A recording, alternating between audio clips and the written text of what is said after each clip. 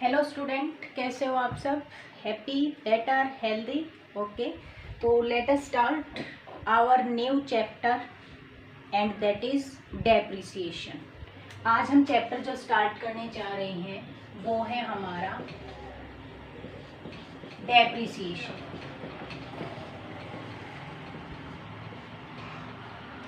Depreciation संस्था का expenses होता है, नॉमिनल अकाउंट है। एक्सपेंसेस होता है, एक्सपेंसेस नॉमिनल अकाउंट में आते हैं। ये हमारा कौन सा एक्सपेंसेस है? नॉन कैश एक्सपेंसेस है। डेप्रिसिएशन हमारा नॉन कैश एक्सपेंसेस है। इस नॉन कैश एक्सपेंसेस क्या होता है? ऐसा एक्सपेंसेस जिससे हमारा कैश संस्था से बाहर नहीं जाता। इसका मतलब डेप्रिसिएशन एक्सपेंसेस है लेकिन हमने ये किसी को पे नहीं करना है, इसलिए हम इसे कहते हैं नॉन कैश एक्सपेंसेस। जो डेप्रिसिएशन लगती है वो टेंजिबल फिक्स्ड एसेट पर लगाई जाती है। डेप्रिसिएशन किस पे लगती है? टेंजिबल। टेंजिबल मीन्स जो हमें दिखाई देती हैं। फिक्स्ड एसेट्स, फिक्स्ड एसेट्स पे चार्ज की जाती है। डेप्रिसिएशन टेंजिबल फिक्स्ड एसेट पर चार्ज की जाती है। संस्था का एक्सपेंसेस है। It is a nominal account and it is a non cash expenses. तो चलिए स्टार्ट करते हैं। चैप्टर नंबर 16 है, डी.के. गोयल की बुक है। तो चलिए स्टार्ट करते हैं। In every business there are certain assets of a fixed nature that are needed for the conduct of the business operation. हर संस्था में फिक्स्ड एसेट होती हैं। फिक्स्ड एसेट हम यूज करने के पर्पज से खरीदते हैं। हर जैसे मशीनरी है, प्लांट है, मोटर व्हीकल है, फर्नीचर है, etcetera. These assets have a defined span of life after the expiry of which the asset will lose their usefulness for the business operation. Her asset का अपना एक span of time होता है life का, कि ये 5 साल एसेट काम देती है, मशीनरी 10 साल तक चलेगी, बिल्डिंग हमारी 15 साल तक चलेगी। ठीक है, हर एसेट का अपना एक टाइम होता है। उस टाइम के बाद जब वो टाइम एक्सपायर हो जाता है उसके बाद वो एसेट यूजफुल नहीं रहती, यूजलेस हो जाती है संस्था के लिए।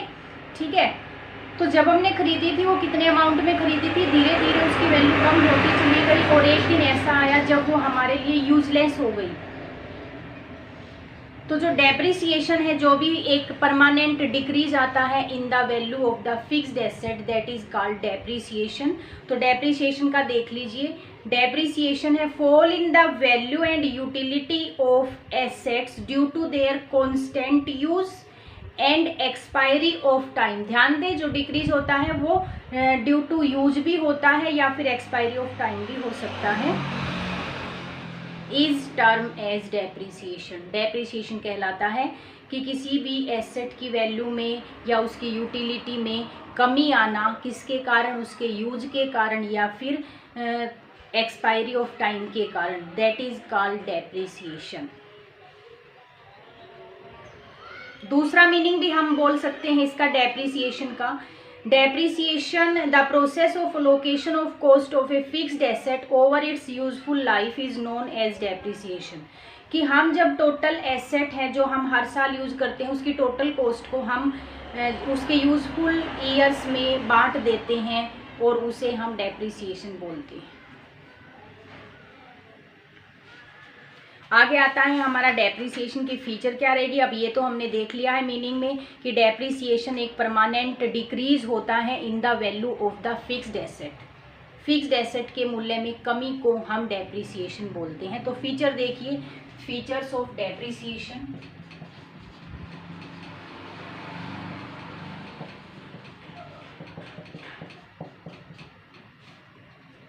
फर्स्ट पॉइंट आता है depreciation is decline in the value of fixed asset. सबसे पहले मीनिंग से ही फीचर निकल के आती हैं। तो डिक्लाइन होता है in the value of fixed asset. एक चीज को छोड़ के, किस चीज को छोड़ के? लैंड को। लैंड जो कि हमारी भूमि होती है, लैंड को छोड़कर, एक्सेप्ट लैंड मैं यहाँ लिख रही हूँ। हमें पता है लैंड हमारी एक ऐसी एसेट है, इसका जितना भी यूज कर लो इसकी वैल्यू में कभी कमी नहीं आती। ठीक है, लैंड के ऊपर बिल्डिंग बनाओ, बिल्डिंग को तोड़ दो, लैंड तो वही रहेगी ना, उसके मूल्य में कमी नहीं आती। तो ध्यान दीजिए, अकेली लैंड पे कभी भी डेप्रिसिएशन नहीं लगता। तो फर्स्ट फीचर है decline in the value of fixed asset. Second पे चलते हैं। सेकंड है such fall of a permanent nature. ये जो डिक्रीज होता है डेप्रिसिएशन के कारण, ये परमानेंट नेचर का होता है।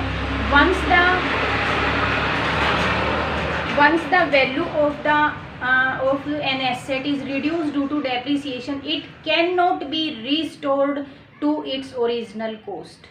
इसे हम कभी भी दोबारा रिस्टोर नहीं कर सकते, इसके ओरिजिनल कॉस्ट के साथ हम इसको कभी भी नहीं कर सकते। तो ये एक परमानेंट फॉल है, जो भी है परमानेंट नेचर का होता है। जो डिक्रीज होता है वो परमानेंटली होता है, फिर उसको कवर नहीं किया जा सकता दोबारा। थर्ड है depreciation is a gradual and continuing process because the value of the asset will decline either by their constant use और obsolescence due to the expiry of time. कई बार कोई एसेट होती है कि एक टाइम, निश्चित टाइम के बाद उसकी वैल्यू खत्म हो जाती है, वो अप्रचलित हो जाती है बाजार में, आउट ऑफ मार्केट हो जाती है, अब उसकी कोई भी वैल्यू नहीं रहती। जैसे ओल्ड टेक्निक की जो भी मशीनें हैं, नई नई टेक्निक की मशीनें आ रही हैं, तो ओल्ड टेक्निक की मशीनें ऑब्सलेट हो जाती हैं, मार्केट से बाहर हो जाती हैं। तो जो डेप्रिसिएशन है ये एक कॉन्टिन्यूस प्रोसेस है जो लगातार लगती रहती है, कॉन्टिन्यूस नेचर है।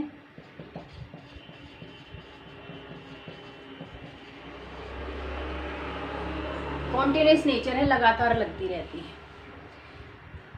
नेक्स्ट है हमारा depreciation is not the process of valuation of asset but process of allocation of cost of an assets to its effective span of life। इसका मतलब कि जो डेप्रिसिएशन है ये किसी एसेट की वैल्यू निकालना नहीं है, बल्कि एसेट की ओरिजिनल कॉस्ट को उसके इफेक्टिव स्पैन ऑफ लाइफ में डिवाइड करना है, अलोकेट करना है।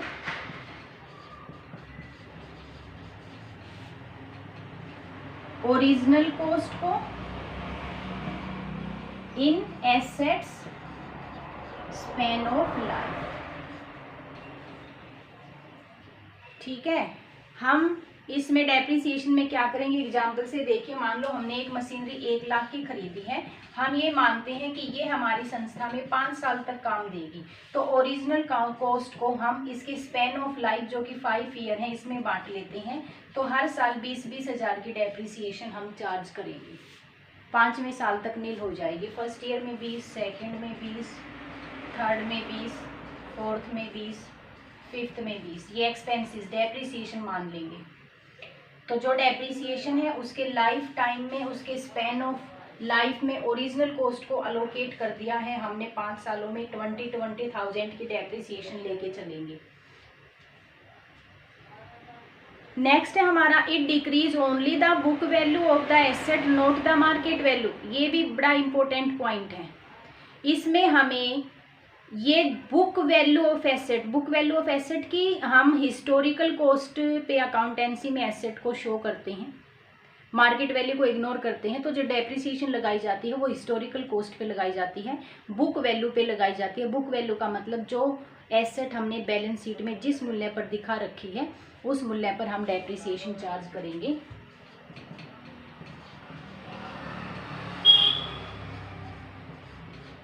Not market value.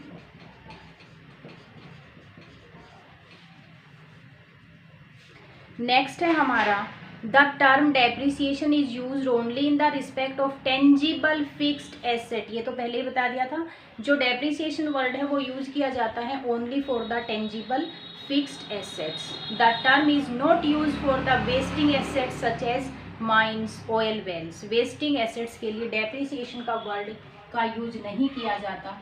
तो जो 6 फीचर है वो हमारी रहेंगी, it is used for only tangible fixed assets, कि ये केवल और केवल टेंजिबल फिक्स्ड एसेट के लिए डेप्रिसिएशन वर्ड यूज किया जाता है। तो ये थे हमारे फीचर्स ऑफ डेप्रिसिएशन। अब हम करते हैं क्योजेज ऑफ डेप्रिसिएशन। कि हमारी जो फिक्स्ड एसेट में जो कमी आती है उस कमी को हम डेप्रिसिएशन बोल रहे हैं। अब ये कमी, वैल्यू में कमी आने के क्या क्या कारण हो सकते हैं, तो क्योजीज देखिए क्या क्या क्योजीज हैं हमारे।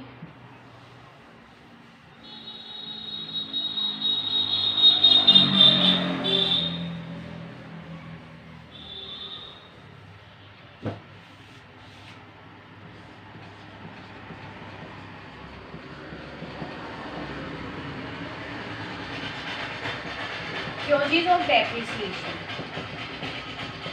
क्या क्या रीजन है। फर्स्ट रीजन है हमारा बाय कांस्टेंट यूज।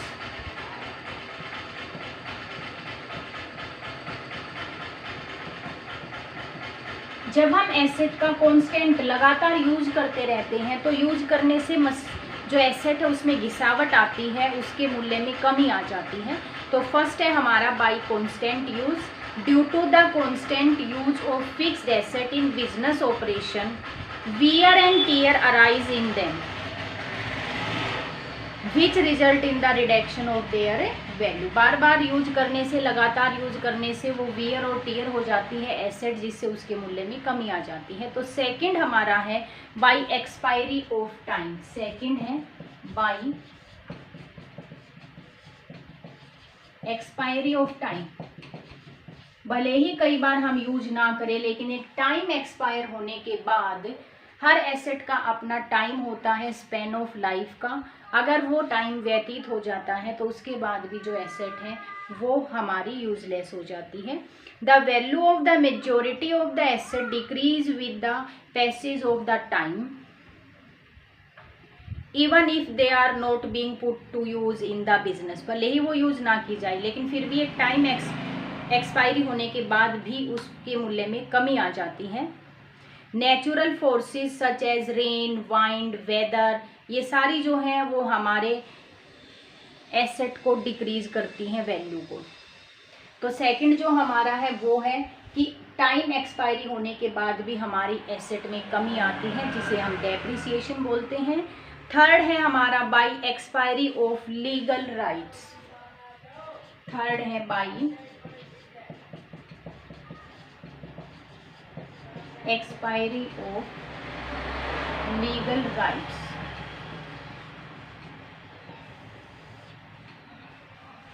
जो भी हमारे लीगल राइट्स हैं उसके एक्सपायर होने के बाद भी हमारे लिए वो एसेट कम हो जाती है। There are certain assets which have a defined span of life such as lease. Example लेंगे इसमें लीज का, जिसे हम पट्टा व्यवस्था बोलते हैं कि हमने पट्टे पर ले ली है। ठीक है, पट्टा क्या होता है, एक तरह से रेंट पे लेना एसेट को फॉर ए लॉन्ग टाइम, एक ज़्यादा टाइम के लिए एक एसेट को रेंट पे लेना, दैट इज कॉल्ड लीज। ठीक है, if a lease has been obtain for 20 year for 5 lakh, it will lose 1/20 of its value each year whether utilised और नॉट। अगर हमने कोई एसेट, मान लो हमने एक लैंड ली है, 5 लाख में ली है, ये हमने 10 ईयर के लिए ली है। इसका मतलब इस लैंड को हमने रेंट पे लिया है, लीज पे लिया है, 5 लाख में लिया है और 10 ईयर के लिए लिया है। आफ्टर 10 ईयर, 10 साल बाद ये एसेट जो लैंड है हमारी 5 लाख की, हमारे लिए नील हो जाएगी। इसकी वैल्यू में 10 सालों में कमी आ जाएगी। तो हम हर साल इसकी वैल्यू को बांट लेते हैं। तो 10 साल में हर साल हम अगर 50,000 हमारा इसका डिस्ट्रीब्यूट कर लिया हमने 10 सालों तक, 50,000 इसमें हर साल डिक्रीज आता चला जाएगा और 10वें साल में इसकी वैल्यू नील हो जाएगी। 10वें साल के बाद ये लैंड पे हमारा कोई भी राइट नहीं होगा, हम इसे यूज नहीं कर सकते।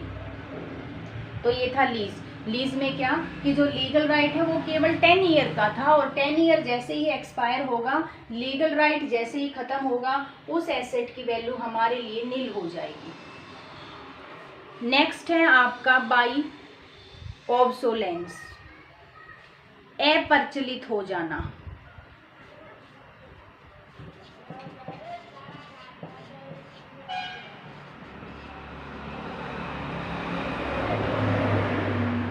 By obsolescence. ऑब्सोलेंस का मतलब है कि अप्रचलित हो जाना, मार्केट से आउट ऑफ मार्केट हो जाना। उसकी जगह कोई नई टेक्निक की जो भी एसेट है वो मार्केट में जब आ जाती है तो जो ओल्ड टेक्निक की एसेट है वो आउट ऑफ मार्केट हो जाती है, उसकी वैल्यू नील हो जाती है। Quite often, due to the new invention or improved techniques, the old asset become obsolete and may have to be discarded even if they can be put to use physically. भले ही वो physically use हो सकती हो लेकिन अब वो नहीं बिक सकती, अब उसकी जगह नई टेक्निक की मशीन आ गई है तो भी हमारी डेप्रिसिएट होगी एसेट। नेक्स्ट पॉइंट है हमारा बाई एक्सीडेंट भी हो सकता है, एसेट्स के साथ कोई भी दुर्घटना घट सकती है जिससे हमारी एसेट डिस्ट्रॉय हो जाएगी, नष्ट हो जाएगी।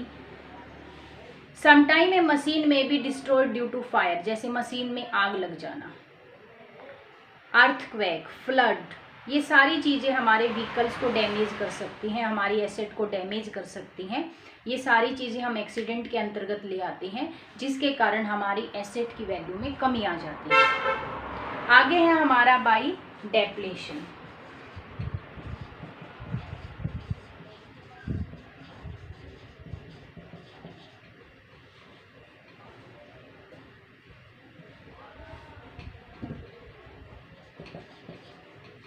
By depletion.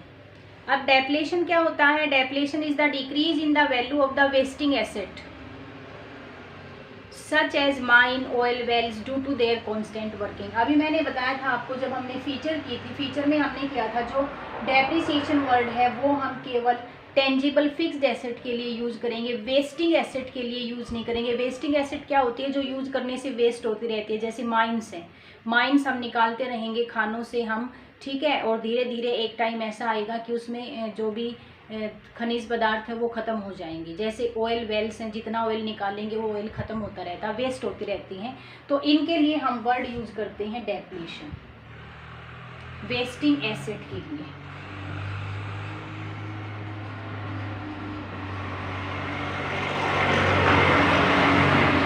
Depletion word use करेंगे फॉर द वेस्टिंग एसेट्स। और लास्ट है हमारा by permanent fall in the market price. Permanent falls in market price. कई बार मार्केट प्राइस में परमानेंट डिक्रीज हो जाता है, परमानेंट फॉल हो जाता है, जिसके कारण भी हमारी एसेट की वैल्यू में कमी आ जाती है। Though the fluctuation in the market value of fixed asset are not recorded because such assets are not meant for resale but for use in the business। ठीक है, मैंने यहाँ पे परमानेंट वर्ड यूज किया है। अगर परमानेंट, अगर fluctuation false होता रहता है उसको तो हम इग्नोर कर देते हैं, लेकिन अगर परमानेंट नेचर का फॉल है तो उसे हम डेप्रिसिएशन में कंसिडर करेंगे। Sometimes the fall in the value of the certain fixed asset is treated as depreciation, such as permanent fall in the value of the investment। Example दिया, जैसे investment है हमारी, इन्वेस्टमेंट हमने अपना पैसा कहीं पे लगा रखा है, अगर इसकी वैल्यू में परमानेंट फॉल आ जाता है तो ये है हमारा decrease in the value of the investment. तो ये थे हमारे क्योजेस जिसके कारण हमारी फिक्स्ड एसेट में कमियां आती हैं और इन डिक्रीज को हम बोलते हैं क्योजेस ऑफ डेप्रिसिएशन।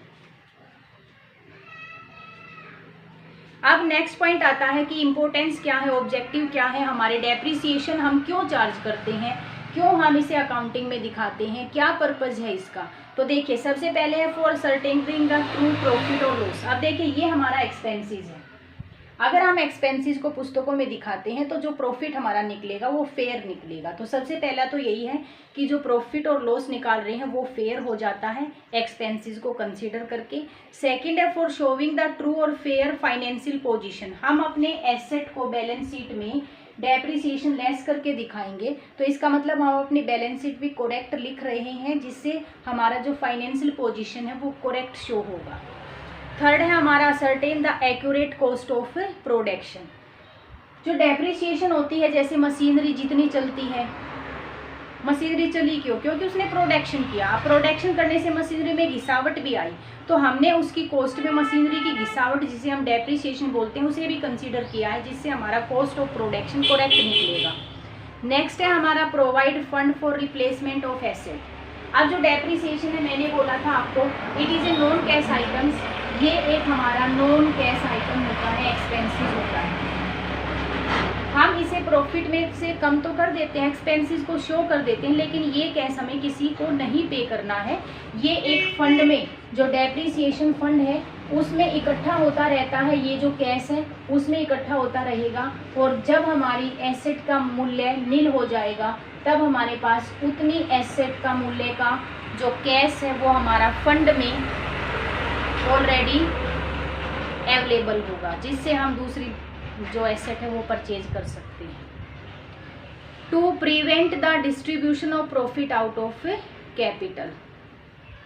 अगर हम डेप्रिसिएशन चार्ज नहीं करेंगे तो प्रॉफिट एंड लॉस हमारा ज़्यादा प्रॉफिट दिखाएगा, एक्चुअल में हमारा प्रॉफिट कम है। तो जब हम डिस्ट्रीब्यूट कर रहे हैं तो वो हमें कैपिटल में से पैसा लेके प्रॉफिट के रूप में डिस्ट्रीब्यूट करना पड़ेगा, जो कि गलत होगा। नेक्स्ट है हमारा for avoiding over payment of income tax. अगर हम एक एक्सपेंसेस को प्रॉफिट में नहीं दिखाएंगे तो प्रॉफिट ज़्यादा दिखाई देगा, ज़्यादा प्रॉफिट पे हमें ज़्यादा इनकम टैक्स देना होगा, जो कि गलत होगा। डेप्रिसिएशन हमें इनकम टैक्स को हमारे को कम करती है।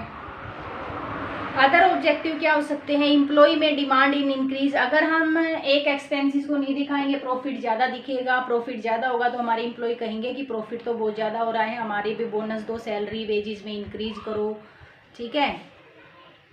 तो ये सारे रीजन है जिसके कारण हम डेप्रिसिएशन को अपने अकाउंटिंग रिकॉर्ड में, अपने प्रॉफिट एंड लॉस अकाउंट में चार्ज करते हैं, दिखाते हैं।